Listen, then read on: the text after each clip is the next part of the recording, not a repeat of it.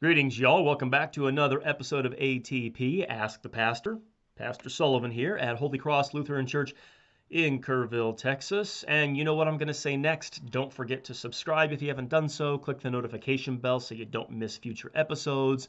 Like the video, share it on social media, check out the links in the video description below, get the coffee mug, buy the book, all that business. Let's get to today's question then. Dear Pastor, I was wondering if you could give the Lutheran belief on what the Whore of Babylon is that's talked about in the book of Revelation. At my Lutheran high school growing up, I remember that it was believed to be the Roman Church, but I have also heard other interpretations as well. I was hoping you could give me some detailed insight on what this mysterious figure is from Revelation. Thank you and God bless. All right, so the Whore of Babylon. She's described in Revelation 17, 1 through 7. Let's check those verses out. St. John writes there by divine inspiration. Then one of the seven angels who had the seven bowls came and talked with me, saying, Come, I will show you the judgment of the great harlot who sits on many waters, with whom the kings of the earth committed fornication, and the inhabitants of the earth were made drunk with the wine of her fornication. So he carried me away in the spirit into the wilderness, and I saw a woman sitting on a scarlet beast, which was full of names of blasphemy, having 7 heads and 10 horns.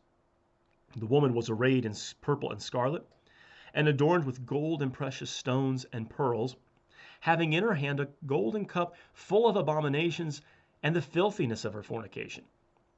And on her forehead was a name was written, Mystery, Babylon the Great, the mother of harlots and of the abominations of the earth. I saw the woman drunk with the blood of the saints and with the blood of the martyrs of Jesus. And when I saw her, I marveled with great amazement. But the angel said to me, Why did you marvel? I will tell you the mystery of the woman and of the beast that carries her, which has the 7 heads, and the 10 horns. The angel then goes on to explain the beast that the woman rides.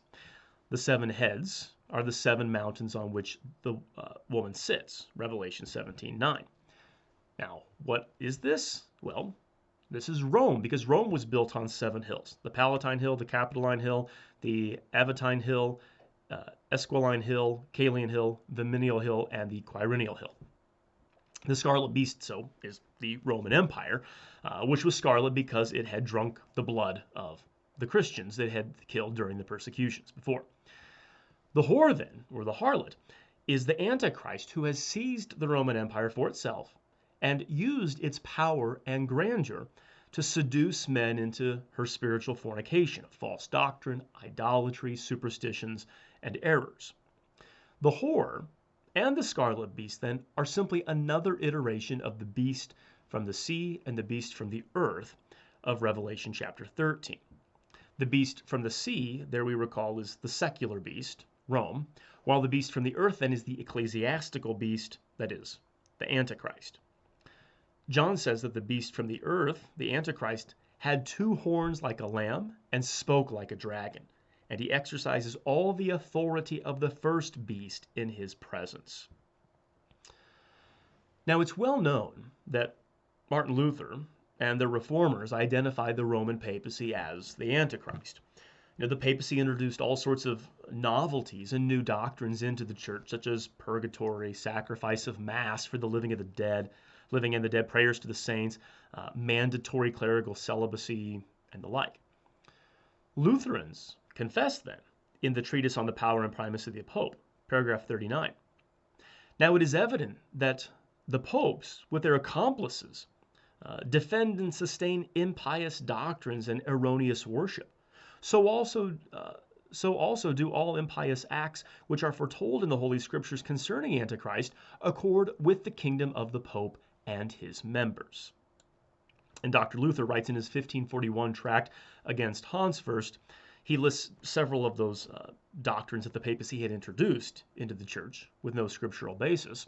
And then he writes, We too were formerly stuck in the behind of this hellish whore, this new church of the Pope. We supported it in all earnestness, so that we regret having spent so much time and energy in that vile hole. But God be praised and thanked that he rescued us from the scarlet whore. The most comprehensive work, though, from a Lutheran on the Whore of Babylon specifically, though, is Johann Gerhard's Annotations on the Revelation of St. John the Theologian from 1643. It's available in English from Repristination Press. And Gerhard writes that the Porne Megalane, the great harlot, stands for the anti-Christian Roman and Papal Church that was a pure virgin at the time of the apostles. But afterwards, it was later adulterated and made a harlot through spiritual fornication. That is idolatry, false doctrine, and superstition. Isaiah 1:21, Nahum 3:4. Gerhard then goes on to explain how the Roman papacy fulfills the rest of the angel's explanation of the whore throughout chapter 17, and the beast as well.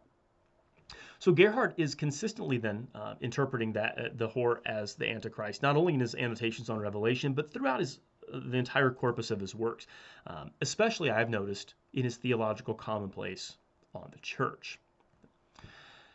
Now, the identification with the beast from the sea and the scarlet beast as the Roman Empire, and the beast from the earth and the whore of Babylon as the Antichrist, using the power of the Roman Empire and using its grandeur, that interpretation continued well throughout the age of Lutheran Orthodoxy. However, somewhere along the lines, Lutherans began broadening their approach to the Antichrist in Revelation. And I can give two recent examples. The first is R.C.H. Lenski in his 1943 commentary on Revelation. He explained the beast from the earth as the whole the whole anti-Christian power in the whole world and nothing less. This power appears and works in all departments of human life. Therefore, one should not think only of the ecclesiastical field, and thus only of heresy, or only of the papacy, and narrowing the concept still further, only of a final superpope whose actual name and whose title or whose something else shall equal 666. This beast signifies much more. So Lenski here broadens his scope to believe that the beast from the sea, then, is the whole anti-Christian propaganda in the whole world, while the whore then signifies the anti-Christian seductiveness. So for Lenski, while the papacy is included in that, the papacy does not exhaust the idea of the whore of Babylon then. But that it's rather this anti-Christian seductiveness. So something much more ephemeral. More recently, Lou Brighton, in his 1999 commentary on Revelation, also takes a broader interpretation of the Antichrist. He writes, the clearest identification of the harlot of Babylon is that she represents apostate Christianity and the false church. He also claims that the harlot riding the beast suggests that she is present especially when an apostate church employs political and economic powers in order to force participation in her false worship. Now, Brighton doesn't give examples of how the apostate Christianity or how the false church has in the past or might in the future use political and economic power to force people to participate in her false worship. And I can only think of one apostate church which has ever wielded political and economic power to force, to compel people to believe its false doctrine and worship in its false ways, and that would be the Roman Church. Now, why do modern Lutherans shy away from the traditional Lutheran response? Really, we don't know for certain, but there's several possibilities here. Perhaps these people saw that the papacy's political and economic power in the world has been significantly diminished in recent centuries. Perhaps they saw the rise in the popularity of other anti-Christian sects and cults, like the Mormons and the Jehovah's Witnesses, and so they don't want to limit those anti-Christian images.